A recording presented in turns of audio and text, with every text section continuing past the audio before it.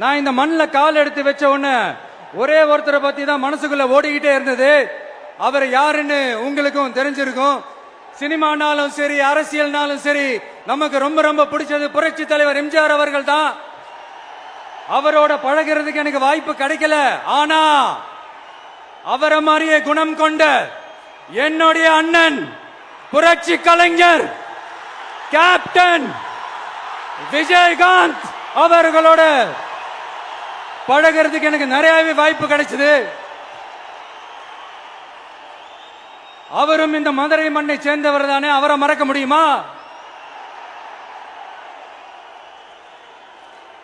தமிழ்நாட்டு மக்கள் உணர்வுபூர்வமா உண்மையா நம்ம பக்கத்திலே நிக்கிறவங்க, அதுக்கு ஒரு மிகப்பெரிய அடையாளம் தான் இந்த மதுரை மண்.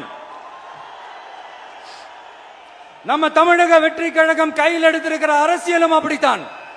உண்மையான அரசியல், உணர்வு பூர்வமான அரசியல், நல்ல அரசியல், நல்லவங்களுக்கான அரசியல், நாட்டு மக்களுக்கான அரசியல், நல்லது மட்டுமே செய்கிற அரசியல்.